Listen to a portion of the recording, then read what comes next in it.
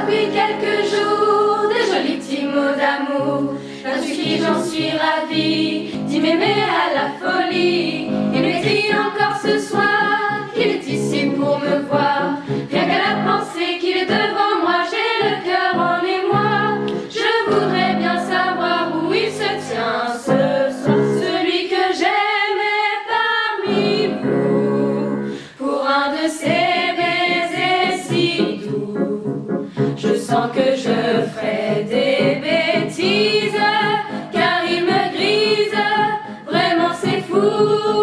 Ce petit bijou que je ne connais pas m'a mis le cœur dans tous les états, et les sens tous en dessus-dessous. Celui que j'aime est parmi vous. C'est tout de même excitant de se demander tout le temps, est-elle brune, blonde ou rousse? A-t-elle une jolie frimousse? Dans mes rêves tous les soirs, elle a de grands yeux très noirs. Avant de revoir leur joli reflet, mesdames s'il vous plaît, ouvrez vos grands yeux tout grands pour que j'y lise. Celle que j'aime est parmi vous, pour un de ces baisers si doux, je sens que je ferai des bêtises, car elle me grise, vraiment c'est fou. Ce petit bijou que je ne connais pas m'a mis le cœur dans tous les états, et les sens tous en dessus-dessous. Celle que j'aime est parmi vous. La sagesse, plus de tristesse, j'aspire à l'instant précis, nous serons heureux, je te veux. Je n'ai pas de regrets, et je n'ai qu'une envie, près de toi, à tout près, vivre toute ma vie. Oh, mon cœur soit le tien, et ma lèvre la tienne, que ton corps soit le mien, et que toute ma chair soit tienne.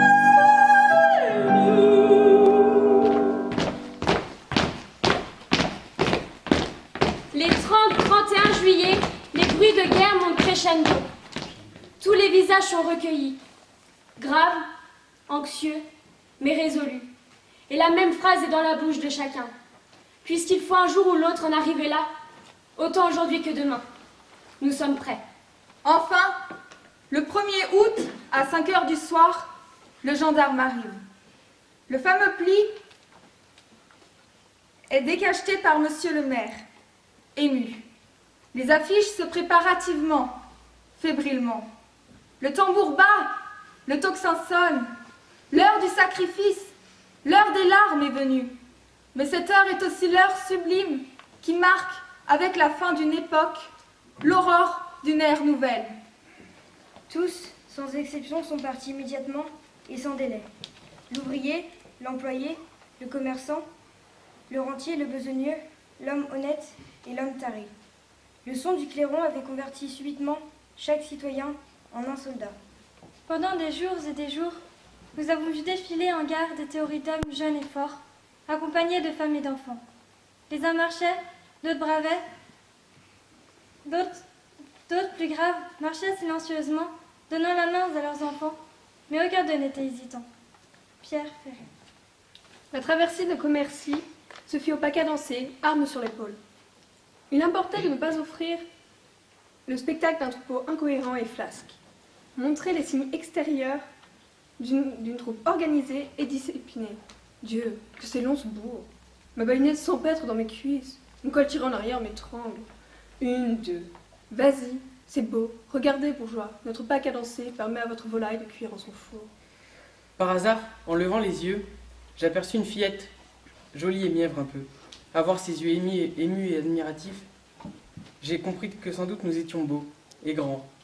Nous allions par là-bas, où l'on meurt, où l'on est défiguré, hachés et déchirés, et nous y allons, au pas, au son des cuivres aigus. Nous portons dans nos cartouchières la mort. Nos fusils tuent. Nous sommes forts et doux peut-être. Nous sommes une bête formidable qui pourrait broyer cet enfant, sans la voir, sans entendre ses cris et sa plainte. Son admiration est une vague d'effroi et de piété. Nous sommes un énorme troupeau de formidables douleurs. Nous sommes un rempart des joies, de l'amour, du bonheur. Sans accepter cette tâche, nous mourrons pour elle. Peut-être cette enfant ignorante, naïve, coquette, ne l'a-t-elle pas compris, mais elle l'a senti.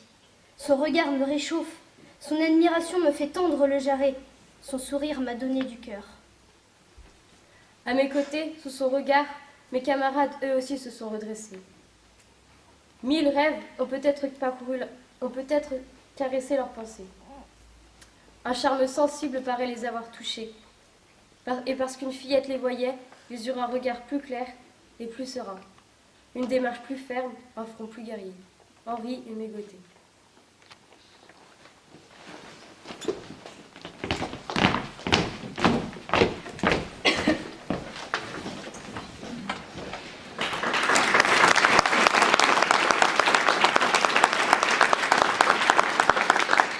Notre place est si utile que sans nous on prend la pile. Mais c'est bien fini, on en a assez, personne ne veut plus marcher.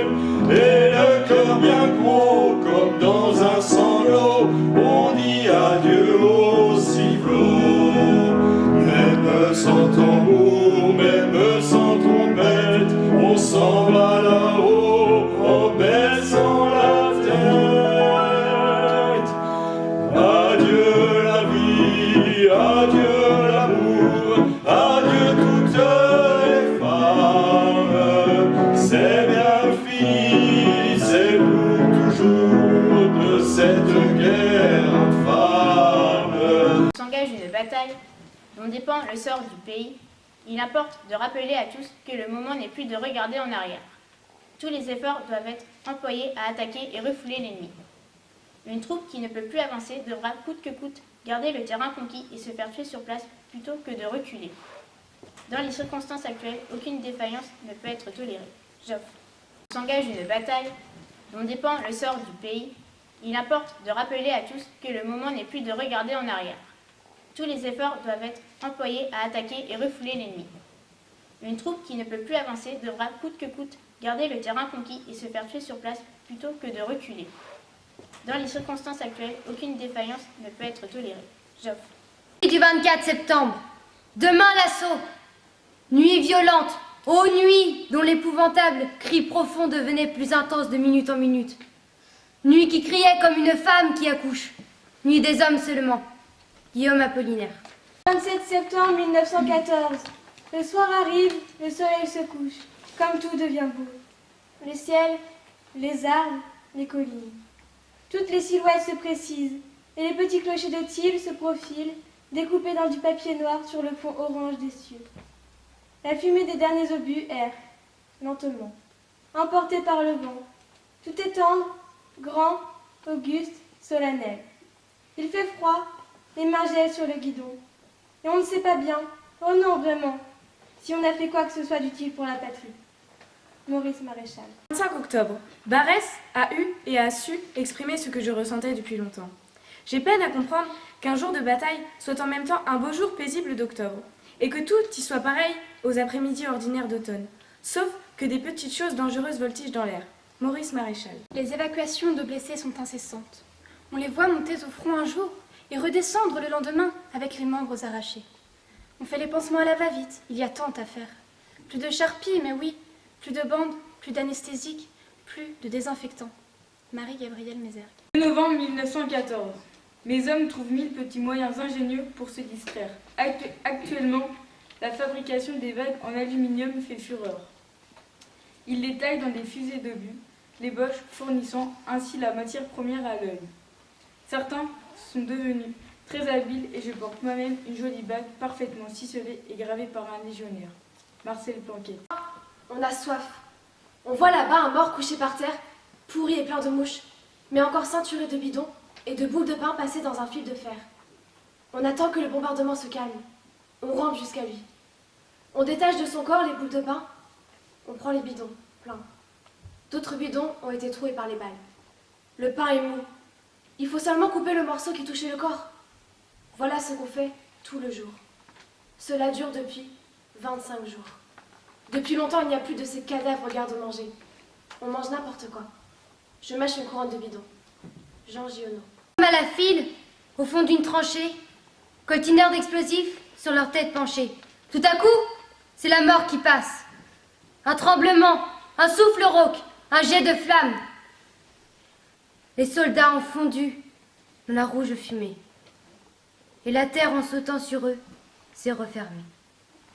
Henri Jacques. Vendredi 20 novembre 1914. Voilà le réveil. Il gèle dehors. Au sortir des rêves de la nuit, devant ce joli temps de gel, et à me retrouver ici, je sens revenir le cafard. Ici, on crève comme un animal, dans la misère physique, intellectuelle. Je viens de déjeuner. Mais qu'est-ce qu'une demi-boule de pain, même avec tout le chocolat, pour une journée? J'en ai déjà mangé la moitié et j'ai encore plus faim. Rien que le matin, il me faudrait la boule entière. Le froid aiguise terriblement l'appétit. Et ne pouvant le satisfaire, on est quitte à se recoucher. Dormir, c'est tout le bonheur ici, car c'est l'oubli. Dormir. Enfin, c'est échapper à tout ce qui vous entoure. C'est l'évanouissement du cauchemar. Plus de tranchées, plus de gourbies, plus de ruines de sapes, plus de fusils, plus de cartouches, plus de sacs, de pelles, de pioches. D'ailleurs, inconsciemment, mon esprit est auprès de vous, et va des uns aux autres. Papa, à la permanence, avec ses gros cahiers d'espagnol, doit avoir gardé son par-dessus. Je vois maman remonter la rue du Plessis avec son filet, hâtive, pour préparer le déjeuner en ruminant ses rêves, et les frimousses de ces demoiselles sous le cèdre du lycée de filles. Mais en levant les yeux, j'aperçois les corbeaux, la croix, et les courtisans sifflent très haut, et se suivent sans relâche. Alors les images de la guerre m'empoignent, et je revois l'horrible boucherie, la route de Montmirail. Je respire encore la puanteur des champs couverts de débris et de charognes.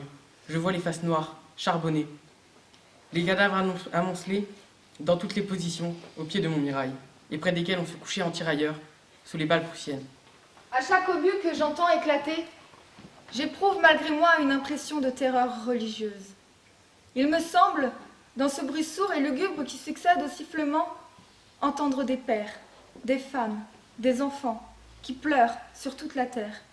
Il me semble que la mort approche, dans un intérieur que je me représente paisible et doux, pour leur annoncer triomphalement à tous ces visages angoissés qui se tournent vers elle avec épouvante, pour leur annoncer qu'à cette heure, un malheureux est mort sur la terre. C'est un fils, un frère, un père. Voyez de soirée des hivers prochains. Quel Noël pour tant de pauvres enfants et de parents. La vie n'est-elle pas assez malheureuse? Ils sont comme nous. Qu'est-ce que c'est qu'un Allemand, un Français? Hier ou avant-hier au rapport, nous avons lu des lettres de prisonniers Boches. Pourquoi? Je n'en sais rien. Ce sont les mêmes que les nôtres.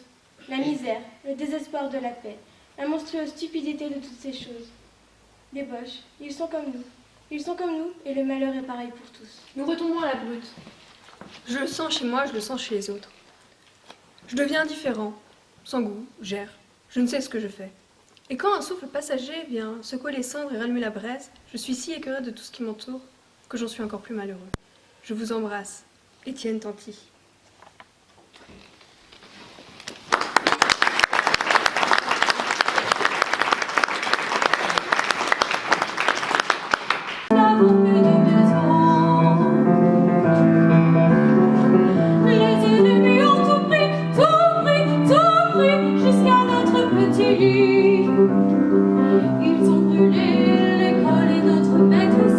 Ils ont brûlé l'église et Monsieur Jésus-Christ.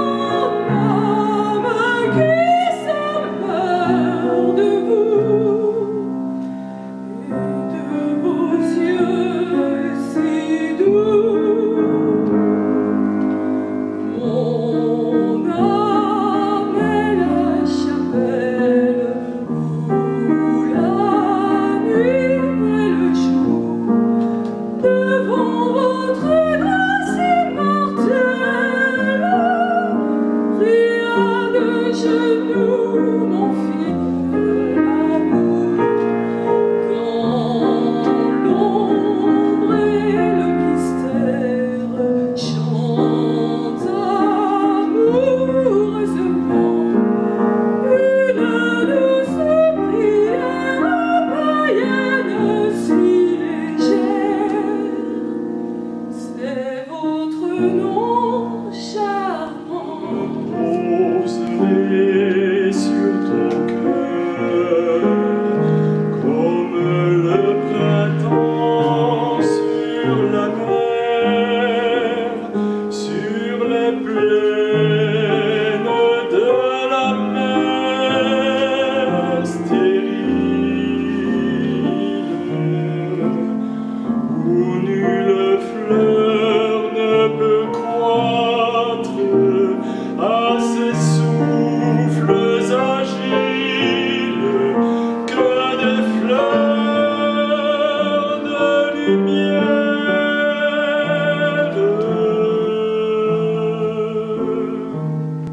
Mercredi 14 juin. Ma chère mère, j'avais rêvé, avant mon départ en permission, que ces 6 jours seraient 6 jours trop courts de bonheur, et que partout je serais reçu les bras ouverts. Je pensais, avec juste raison je crois, que l'on serait aussi heureux de me revoir que moi-même je l'étais à l'avance à l'idée de passer quelques journées au milieu de ceux auxquels je n'avais jamais cessé de penser. Je me suis trompée. Quelques-uns se sont montrés franchement indifférents. D'autres, sous le couvert d'un accueil que l'on essayait de faire croire chaleureux, m'ont presque laissé comprendre qu'ils étaient étonnés que je ne sois pas encore tuée. Aussi tu comprendras, ma chère mère, que c'est avec beaucoup de rancœur que j'ai quitté Paris, et vous tous que je ne reverrai peut-être jamais. Il est bien entendu que ce que je te dis sur cette lettre, je te le confie à toi seul, puisque naturellement, tu n'es pas en cause, bien au contraire. J'ai été très heureux de te revoir, et j'ai emporté un excellent souvenir des quelques heures que nous avons passées ensemble. Adieu, je t'embrasse 1 million de fois de tout cœur. Gaston Biron.